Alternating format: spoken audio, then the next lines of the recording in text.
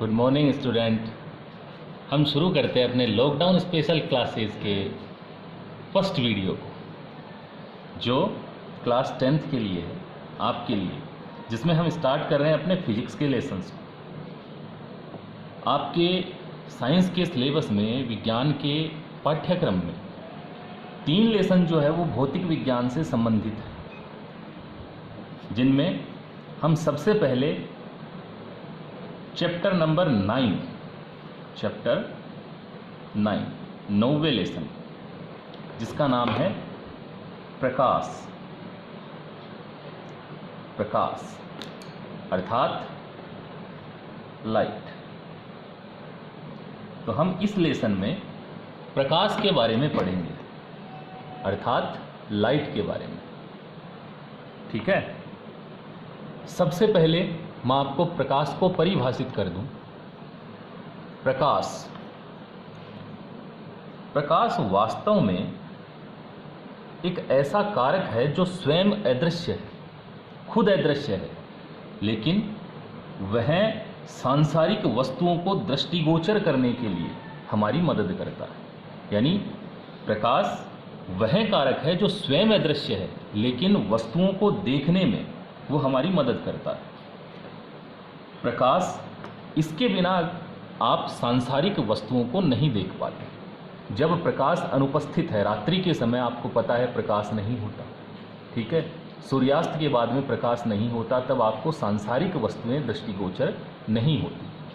ठीक है, तो यहाँ पर हम प्रकाश के लिए परिभाषित कर सकते हैं कि प्रकाश वह कारक है जो सांसारिक वस्तुओं को दृष्टिगोचर करता है, जिसकी मदद से, जिसकी सहायता से हम सांसारिक वस्तुओं को देख पाते हैं, जो सूर्य से प्राप्त है। और यह 2 प्रकृतियों को परिभाषित करता है, एक तो प्रकाश की तरंग प्रकृति और दूसरी कणीय प्रकृति। तो ये तरंग और कणीय प्रकृति ये फिर भी उच्च कक्षाओं में अध्ययन किए जाने वाले बिंदु हैं। तो आप तो केवल प्रकाश को और प्रकाश से संबंधित परिभाषा को याद रखें, और साथ में याद रखें कि यह 2 प्रकृतियों को प्रदर्शित करता है, तरंग प्रकृति और दूसरी कणीय प्रकृति। और इनकी प्रकृतियों की व्याख्या जो है वो डी ब्रोगली ने करी थी। ठीक है, ये प्रकृतियां जो हैं वो प्रकाश के अलग अलग गुणधर्म, परावर्तन, अपवर्तन है, विवर्तन है, व्यतिकरण है, इनकी व्याख्या जो है वो अलग अलग प्रकृतियों के अनुसार की जाती है।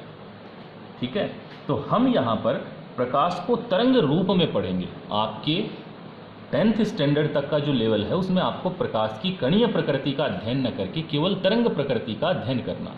तो प्रकाश को आपने परिभाषित किया, और उसी प्रकाश को जो हमें प्राप्त होता है सूर्य से, उस प्रकाश को हम तरंग रूप में अगर प्रदर्शित करें तो हमें इस प्रकार रेखाएं प्रदर्शित करनी होंगी। ठीक है, इस प्रकार खींची गई ये समांतर रेखाएं जो हैं, ये प्रकाश रेखाओं के नाम से पहचानी जाएंगी, और इनके साथ प्रदर्शित किया गया यह तीर का निशान जो है वो आपको उस प्रकाश किरण की दिशा का वर्णन करके देगा कि प्रकाश किस ओर गतिशील है।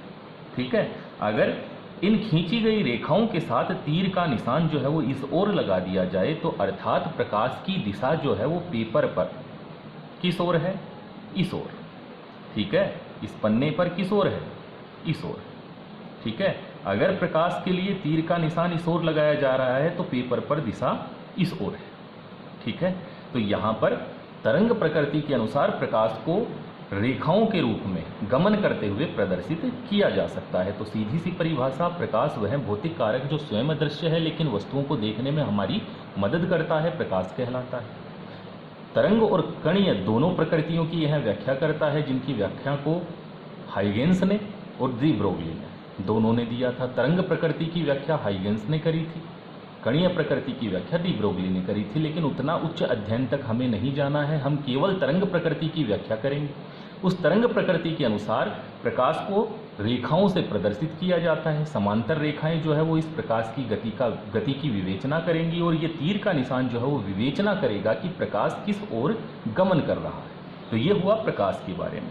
अब यह प्रकाश जो है वो कई प्रकाशिकीय घटनाओं को प्रदर्शित करता है। उन्हीं प्रकाशिकीय घटनाओं को हमें इस लेसन में या इस पाठ में पढ़ना है।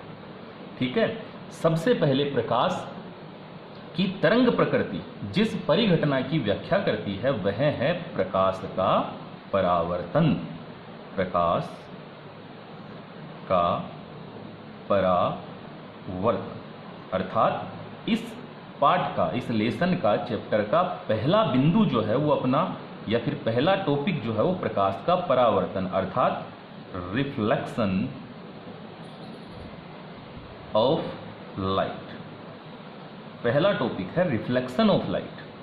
ठीक है, प्रकाश का परावर्तन, परावर्तन यानी पुनः लौटना। ठीक है, किसका? प्रकाश का। तब इस परिभाषा में आपको प्रकाश के पुनः लौटने की परिघटना का वर्णन करके देना है। ठीक है, तब हम मान लें कि अपने पास एक चिकना पृष्ठ है। ठीक है, यानी आपने एक पृष्ठ लिया, उसे पॉलिश करके चिकना बना लिया। ठीक है, और अब इस चिकने पृष्ठ पर आप प्रकाश किरण को आपतित करते हैं। ठीक है, ये प्रकाश किरण इस दिशा से आते हुए इसके ऊपर आपतित हुई, गिर गई।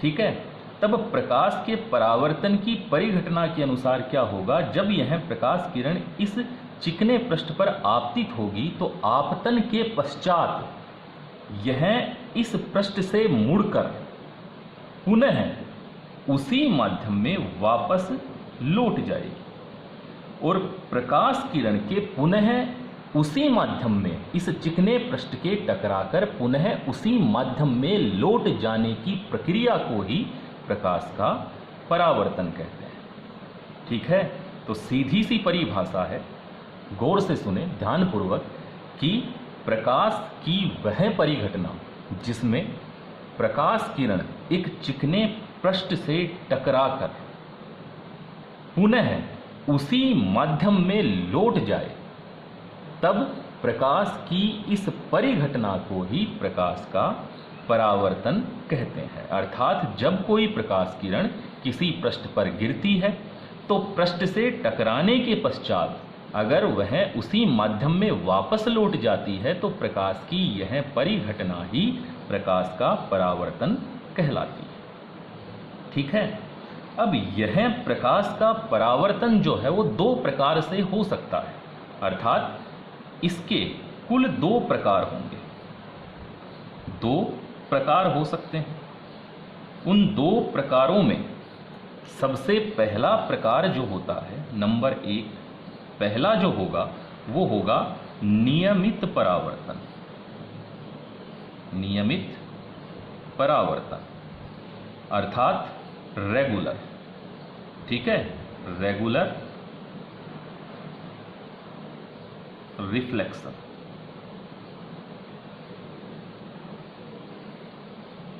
और नंबर दो, दूसरा प्रकार जो अपना होता है परावर्तन का, वो दूसरा प्रकार होता है विसरित, विसरित परावर्तन। विसरित परावर्तन कुल दो प्रकार है, नियमित और विसरित। विसरित मतलब डिफ्यूज्ड रिफ्लेक्शन, डिफ्यूज्ड रिफ्लेक्शन। ठीक है, यानी कुल दो प्रकार, नियमित और विसरित, रेगुलर और डिफ्यूज्ड। तो हम सबसे पहले परावर्तन को परिभाषित करने के बाद इसके प्रकारों की विवेचना करते हैं और उनके अनुसार हमें पता है कि प्रकाश दो तरीकों से परावर्तन को प्रदर्शित करता है, एक तो नियमित और दूसरा विसरित। अब हम अगर इनके परिभाषाओं के बारे में चर्चा करें तो नियमित परावर्तन, ठीक है, नियमित परावर्तन वास्तव में वह परावर्तन है जब आप प्रकाश को किसी चिकने पृष्ठ पर आपतित करें। प्रकाश किरण किसी चिकने और समतल पृष्ठ पर, समतल चिकने पृष्ठ पर आपतित हो और आपतित होने के पश्चात वह एक माध्यम से दूसरे माध्यम में जब लौटता है तो उस लौटने की परिघटना को परावर्तन कहते हैं, लेकिन उस लौटने की प्रक्रिया में जो प्रकाश किरणें उसी माध्यम में टकराकर पुनः लौटी हैं वो सभी एक विशिष्ट दिशा में वापस लौट जाएं तो वह परिघटना ही प्रकाश का नियमित परावर्तन कहलाती है। अर्थात यहाँ से अगर हम एक सटीक परिभाषा दें तो होगी कि आपतित प्रकाश पुंज को, प्रकाश किरणों को किसी चिकने पृष्ठ पर डालने पर यदि वह पुनः उसी माध्यम में एक विशिष्ट दिशा में लौट जाती हैं तब प्रकाश की यह परिघटना जो है वो प्रकाश का नियमित परावर्तन कहलाती है। तब उदाहरण स्वरूप अगर हम इसे समझें तो ये प्रकाश किरण आई, टकराई, पृष्ठ से टकराकर इस प्रकार लौट गई, पुनः उसी माध्यम में परावर्तन है, लेकिन यह एक विशिष्ट दिशा में। इसी के संगत एक दूसरी जो आए वो भी पुनः इसी दिशा में, इसी के समांतर इस प्रकार लौट जाए। तीसरी जो आए वो पुनः इसी के समांतर इस प्रकार लौट जाए। यानी पूरा प्रकाश पुंज एक समांतर दिशा में अगर लौट जाए तो वह प्रकाश का नियमित परावर्तन है। अब हम चलते हैं इसके दूसरे भाग, विसरित परावर्तन पर। विसरित, डिफ्यूज्ड रिफ्लेक्शन, यानी अगर आप प्रकाश को, जिसको पहले आपने एक समतल चिकने पृष्ठ पर डाला था, उसे अब एक समतल चिकने पृष्ठ पर न डालकर एक खुरदरी सतह पर डालें, एक खुरदरे पृष्ठ पर डालते हैं, तब इस प्रक्रिया से क्या होगा कि वह आपतित प्रकाश पुंज जैसे ही, आपतित प्रकाश पुंज जैसे ही इस खुरदरे पृष्ठ पर आपतित होगा तब इस पृष्ठ पर आपतन के पश्चात वह पुनः उसी माध्यम में लौटेगा। तो जो किरणें परावर्तित हुई हैं वो सभी संगत या विशिष्ट दिशाओं में गतिशील न होकर या परावर्तित न होकर अलग अलग दिशाओं में लौट जाती है। मतलब यहाँ पर एक प्रकाश किरण इस प्रकार है तो कोई दूसरी प्रकाश किरण इस प्रकार, ठीक है, कोई तीसरी इस प्रकार, ठीक है। तो सभी की परावर्तन की दिशा जो है वो विशिष्ट दिशा नहीं हो पाती। तो यहाँ से हम ये कह सकते हैं कि आपतित प्रकाश पुंज को किसी खुरदरे पृष्ठ पर आपतित किया जाए तो आपतन के पश्चात वह पुनः उसी माध्यम में विशिष्ट भिन्न भिन्न दिशाओं में लौट जाए, तब लौटने की यह परिघटना तो परावर्तन है और दिशाएं भिन्न भिन्न होने के कारण वह परावर्तन जो है वो विसरित परावर्तन हो गया, ठीक है। तो नियमित परावर्तन यानी प्रकाश किरणें परावर्तित होने के पश्चात विशिष्ट या संगत दिशाओं में लौटे, ठीक है, जबकि विसरित में वो सभी भिन्न भिन्न दिशाओं में लौट जाती है, ठीक है। तो इन परिघटनाओं को क्रमशः नियमित और विसरित परावर्तन कहते हैं, ठीक है। तो प्रकाश के परावर्तन की सीधी सी परिभाषा कि प्रकाश को किसी ऐसे समतल चिकने पृष्ठ पर डाला जाए जिससे वह उस पृष्ठ द्वारा मुड़कर पुनः उसी माध्यम में लौट जाए, प्रकाश का परावर्तन कहलाती हैं, जिसके दो प्रकार हैं, पहला नियमित और दूसरा विसरित। यहाँ नियमित और विसरित हैं परावर्तन ही, इसलिए प्रकाश किरण उन्हीं माध्यमों में वापस लौटेगी, यह निश्चित है। लेकिन नियमित और विसरित ये इन परिभाषाओं को अलग बनाएंगे। तो नियमित में तो उन सभी की दिशाएं संगत होंगी, विशिष्ट होंगी, जबकि विसरित में उन सब की दिशाएं जो हैं वो भिन्न भिन्न हो जाएंगी। लेकिन शर्त होगी कि प्रकाश का परावर्तन है, इसलिए प्रकाश किरण पुनः उसी माध्यम में अवश्य लौटकर जाएगी। तो ये तो हुआ प्रकाश का परावर्तन। अब अपना अगला टॉपिक जो आता है वो है परावर्तन के नियम, ठीक है। परावर्तन, अगर प्रकाश परावर्तन को प्रदर्शित करता है तो उस परावर्तन की व्याख्या आप कर पाएं उसके लिए कुछ नियम उल्लेखित किए गए हैं। उन नियमों की सहायता से ही आप परावर्तन की व्याख्या कर पाते हैं या फिर आप देख पाते हैं कि यहाँ परावर्तन हुआ है या फिर नहीं। तो उन परावर्तन की, प्रकाश के परावर्तन की व्याख्या करने के लिए या उस परावर्तन को समझने के लिए हम जिन नियमों का सहारा लेते हैं वो ही प्रकाश के परावर्तन के संबंधित नियम कहलाते हैं, ठीक है। जो मुख्यतः दो नियम हैं, दो नियमों की विवेचना करके आप प्रकाश के परावर्तन को परिभाषित कर सकते हैं, ठीक है। जिसमें प्रथम नियम जो आता है वो अपना ये आता है कि अगर कोई भी प्रकाश किरण किसी चिकने पृष्ठ पर आपतित होकर पुनः उसी माध्यम में लौट गई तो वह परिघटना जो है वो प्रकाश का परावर्तन हुई, जैसा कि परिभाषा में अभी अभी आपने पढ़ा है। ठीक है, तो ये प्रकाश किरण आई, चिकने पृष्ठ पर आपतित हुई, आपतन के पश्चात पुनः उसी माध्यम में लौट गई, प्रकाश का क्या हुआ, परावर्तन हुआ। ठीक है, लेकिन इस परावर्तन की परिघटना में एक स्थिति जो है वो आप देख पा रहे हैं, वो ये है कि ये प्रकाश किरण जो आई है, इस आने वाली प्रकाश किरण को कहा जाता है आपतित प्रकाश किरण। आने वाली अर्थात आपतित किरण। जो प्रकाश किरण पृष्ठ से टकराने के पश्चात पुनः उसी माध्यम में लौट जाती है उसे कहा जाता है परावर्तित प्रकाश किरण। परावर्तित किरण। ठीक है, तो प्रकाश की वह किरण जो पृष्ठ पर आई है, गिरी है, आकर गिरी है, आपतित है, जो पुनः टकराने के पश्चात पृष्ठ से लौट गई है, परावर्तित है। और जिस बिंदु पर वह प्रकाश किरण आकर गिरी है उस बिंदु को कहा जाता है आपतन बिंदु। आपतन बिंदु। ठीक है, और अब यदि इस बिंदु के ऊपर एक लंबवत रेखा खींच दी जाए या एक लंबवत रेखा आपतित कर दी जाए, एक ही बात है, तो आपतित की गई यह लंबवत रेखा जो है वो कहलाती है अभिलंब। वो कहलाती है अभिलंब।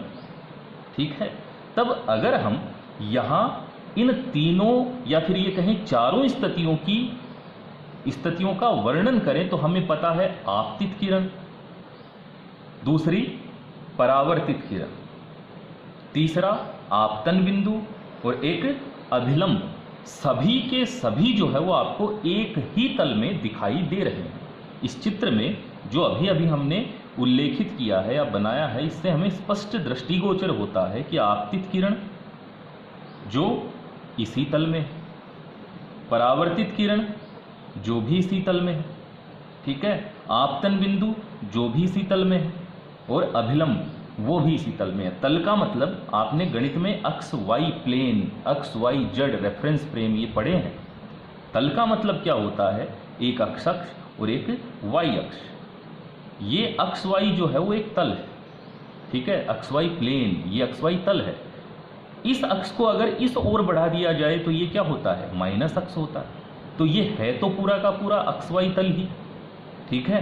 तो इस अक्स वाई तल के अनुसार अगर हम यहाँ विवेचना करें तो देखें आपतित भी किसमें, अक्स वाई में, आपतन बिंदु भी किसमें, अक्स वाई में, परावर्तित भी किसमें, अक्स वाई में, अभिलंब भी किसमें, अक्स वाई में। तो यहाँ से प्रथम नियम परावर्तन का यही होता है, जिसको देखकर या जिस नियम को लगाकर आप यह विवेचना कर सकते हैं कि परावर्तन हुआ कि नहीं हुआ। और यह नियम है कि आपतित किरण, परावर्तित किरण एवं आपतन बिंदु व अभिलंब एक ही तल में या एक ही समतल में होते हैं।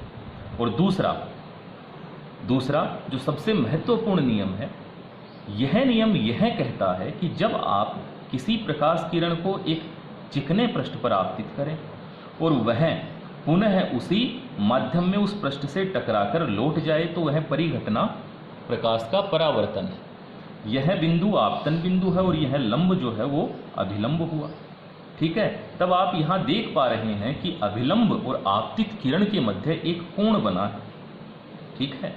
इस कोण को, वह कोण जो आपतित किरण और अभिलंब के मध्य बनता हो, उस कोण को कहा जाता है आपतन कोण।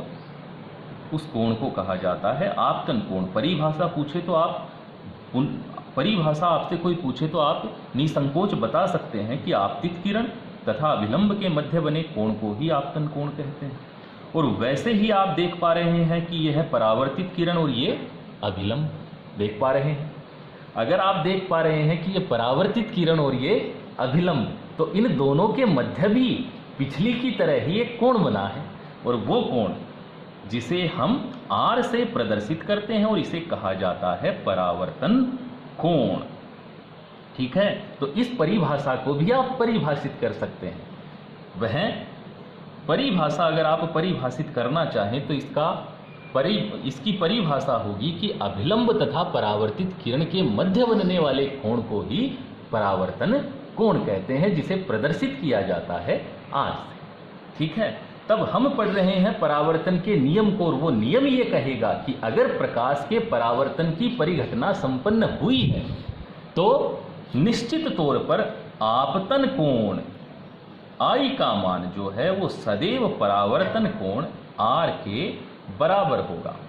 अर्थात परावर्तन की परिघटना में आपतन कोण जो है वो सदैव परावर्तन कोण के बराबर होता है। ठीक है, तो ये दो नियम हैं, इसे आप वीडियो को पूरा देखें, समझें, जो बातें बोली गई हैं उन्हें नोट्स में उतार लें ताकि आप उन्हें समय समय पर याद करते रहें। कल हम वापस मिलते हैं एक नए वीडियो के साथ। धन्यवाद।